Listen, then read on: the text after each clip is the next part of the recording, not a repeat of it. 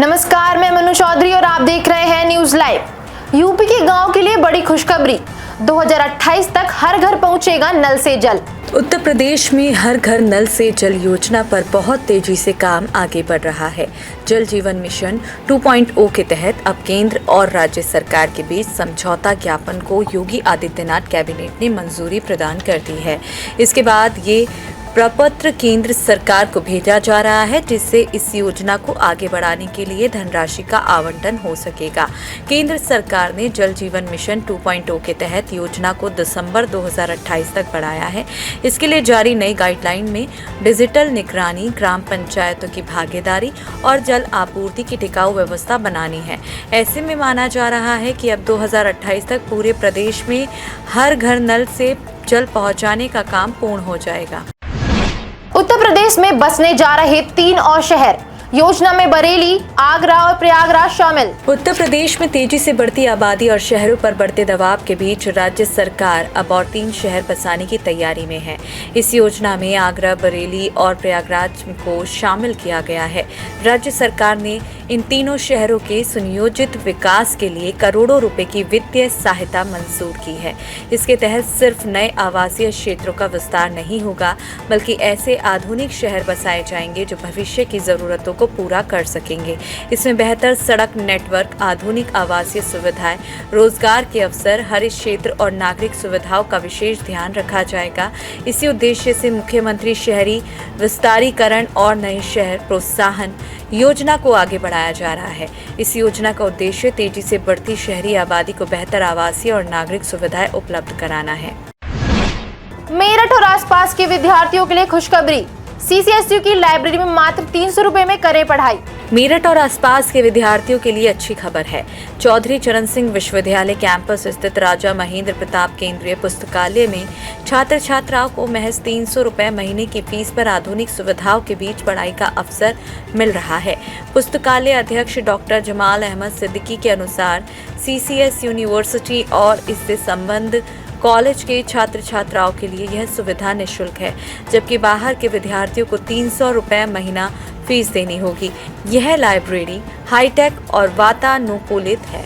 यहाँ 1 लाख से ज्यादा किताबों का कलेक्शन है, जिनमें यूपीएससी, एसएससी, बैंकिंग, पुलिस भर्ती समेत विविध प्रतियोगी परीक्षाओं और रिसर्च के लिए जरूरी पुस्तकें शामिल हैं। सीसीएसयू की ये लाइब्रेरी सुबह 8 बजे से रात 10 बजे तक खुली रहती है, जिससे छात्रों को पढ़ने के लिए पूरा समय मिलता है। केंद्र सरकार ने दी ग्रेट निकोबार प्रोजेक्ट को मंजूरी, 2028 तक पूरा होगा पहला चरण। देश का सबसे दक्षिणी बिंदु ग्रेट निकोबार द्वीप थाईलैंड, मलेशिया और इंडोनेशिया के ज्यादा करीब है और इसे देखते हुए मोदी सरकार ने 9 अरब अमेरिकी डॉलर के ग्रेट निकोबार प्रोजेक्ट को हरी झंडी दे दी है। यह प्रोजेक्ट अंडमान और निकोबार द्वीप समूह को एक रणनीतिक, समुद्री और आर्थिक केंद्र में बदलेगा। करीब 166 वर्ग किलोमीटर में फैले इस प्रोजेक्ट में एक ट्रांसशिपमेंट पोर्ट, एक नागरिक सैन्य हवाई अड्डा, एक पावर प्लांट, पर्यटन से जुड़े इंफ्रास्ट्रक्चर और 3.5 लाख लोगों के लिए टाउनशिप बनाने का काम शामिल है। इस प्रोजेक्ट का पहला चरण 2028 तक पूरा होने की उम्मीद है। इस प्रोजेक्ट से देश को मलक्का स्ट्रेट के पास एक मजबूत रणनीतिक पकड़ मिलेगी। मलक्का स्ट्रेट एक प्रमुख समुद्री मार्ग है जो दक्षिण चीन सागर के रास्ते हिंदू महासागर को प्रशांत महासागर से जोड़ता है।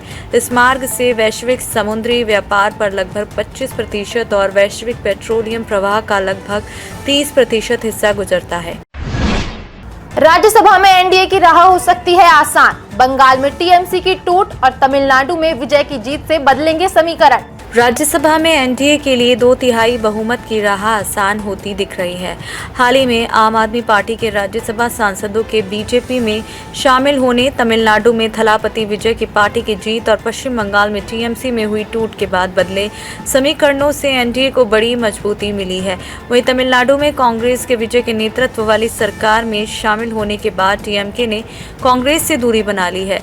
ऐसे में माना जा रहा है कि डीएमके अपनी धुर विरोधी AIADMK को बाहर से समर्थन देने सहित कई विकल्पों पर विचार कर रही है। फिलहाल राज्यसभा में भाजपा सांसदों की संख्या 113 है और एनडीए सांसदों की संख्या 145 तक पहुंच गई है, जबकि 2/3 बहुमत के लिए 164 सांसद होने चाहिए। ऐसे में अगर 8 राज्यसभा सांसदों वाली डीएमके मुद्दों के आधार पर सदन से बहिर्गमन करती है तो यह आंकड़ा और कम हो जाता है। आईपीएल के हीरो एवं सूर्यवंशी का असर, श्रीलंका में होने वाली ट्राई सीरीज का लाइव प्रसारण करेगा सोनी स्पोर्ट्स। आईपीएल के सितारे वैभव सूर्यवंशी की लोकप्रियता का असर अंतर्राष्ट्रीय लेवल पर भी दिखाई देने लगा है।